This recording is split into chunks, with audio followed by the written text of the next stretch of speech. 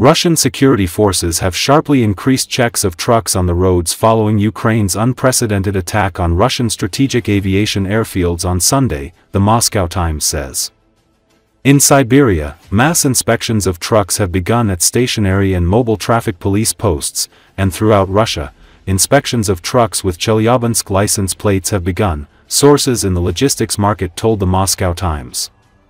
According to a representative of a trucking company, traffic police officers are opening trucks, even those sealed with customs seals, which is why documents have to be reissued. Checks are being carried out, in particular, in the Chelyabinsk and Irkutsk regions, say logisticians. Yesterday, one of our drivers stood at 3 posts for a total of 10 hours, and no one cared that he had already been checked, complains a manager of a transport company. The drones that the Ukrainian armed forces used to strike air bases in 4 Russian regions were, according to investigators, stored in a warehouse in Chelyabinsk, where they could have been delivered from China via the border with Kazakhstan. They were delivered to the airfields in trucks with Chelyabinsk license plates. Artem Timofeev, a 37-year-old resident of the Chelyabinsk region who registered an individual entrepreneur for cargo transportation last year, was put on the wanted list on suspicion of organizing the sabotage.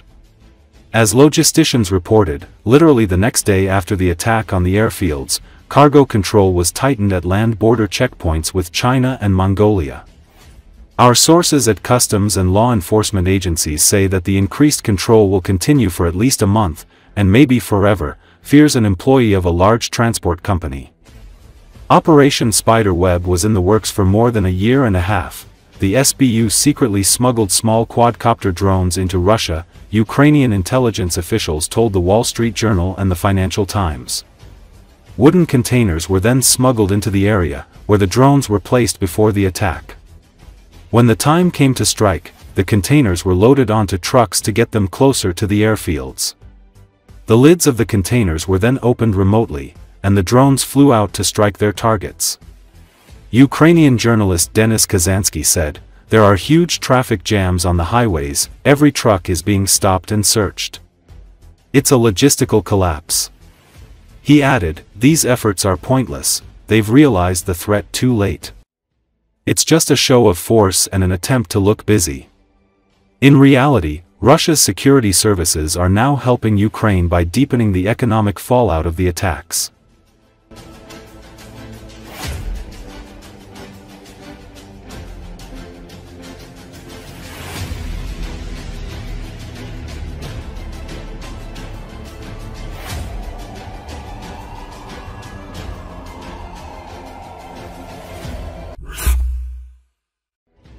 During June 2025, the air defense of the Ukrainian Defense Forces destroyed 4,758 Russian air targets. American-made F-16 fighter jets, capable of engaging both cruise missiles and Shahid-type drones, have joined the air defense effort. Soviet-era MiG-29 and French Mirage 2000 jets are also being used to target incoming aerial threats. In addition to intercepting missiles and drones, Ukrainian aircraft have been striking Russian command posts, logistics hubs, and concentrations of troops and equipment. This was reported by Air Force of the Armed Forces of Ukraine. Ukraine's military regularly strikes military targets in Russian-occupied territories and deep within Russia in an attempt to diminish Moscow's fighting power as it continues its war against Ukraine. These strikes are another example of Ukraine's growing ability to carry out precision attacks against high-value Russian military infrastructure, despite technological disadvantages and contested airspace.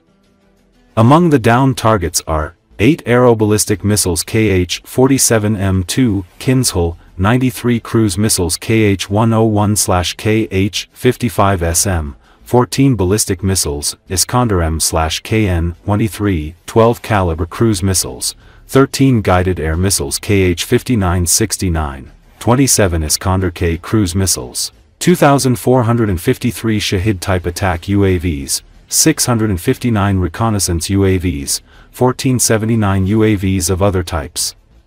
In June of this year, the aviation of the Ukrainian armed forces destroyed air targets, and also hit command posts, logistics facilities, and accumulation points of enemy manpower and equipment.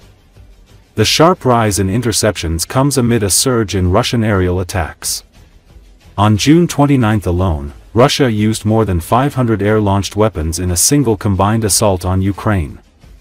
Over the past week, Russia has fired more than 114 missiles and deployed over 1,270 drones of various types across Ukrainian territory. To counter the attacks, the Ukrainian military has increasingly relied on combat aircraft, including both jets and helicopters. In addition to these air suppression tasks, Ukraine's aircraft have carried out more than 220 ground attack and air support missions during which they struck command posts, logistics facilities, as well as concentrations of enemy personnel and equipment. This effort has not come without a cost. During the intense June 29 attack, Lieutenant Col Maxim Ustimenko became the third Ukrainian F-16 pilot to lose his life in combat and his aircraft the fourth of the 85 or so F-16s that Kiev's allies have provided. The other pilot fatalities were of Lieutenant Colonel Alexei Moonfish Mess on August 26, 2024, and 26-year-old pilot Pavlo Ivanov, who was killed during a combat mission on April 12, 2025.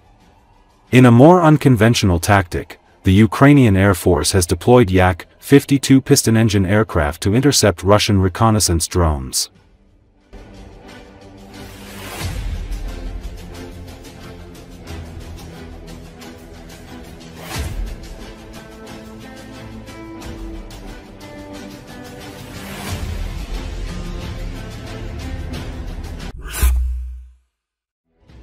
Ukraine's defense forces have successfully struck the command post of Russia's 8th Guards Combined Arms Army for the second time this week, according to the General Staff of the Armed Forces of Ukraine.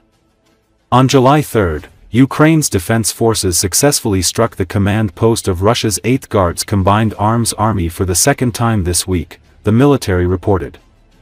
At the same time, it was noted that Ukrainian defenders also targeted the command post of Russia's 20th Guards Motor Rifle Division located in temporarily occupied territory of Donetsk region. Enemy losses are being clarified, according to the General Staff of the Armed Forces of Ukraine. Our consistent high-precision strikes significantly reduce the enemy's ability to plan and conduct operations in the region. All efforts aimed at continuing the occupation of Ukraine's sovereign territory will be met with precise retaliation and will come at a high cost for the enemy, the General Staff emphasized. At the same time, the military noted that the defense forces of Ukraine will continue to systematically destroy the command system of the aggressor's armed forces. Ukraine will continue the fight until all Russian troops are withdrawn from the sovereign territory of our state and a just and lasting peace is restored, the General Staff concluded. On July 1, the defense forces successfully struck the command post of Russia's 8th Guard Combined Arms Army in the temporarily occupied territory of Donetsk region. During the night of July 3, units of the Security Service of Ukraine, together with the defense forces, carried out a precise strike on Russian ammunition depots in the area of Velikiy Orikhiv in the temporarily occupied territory of Donetsk region.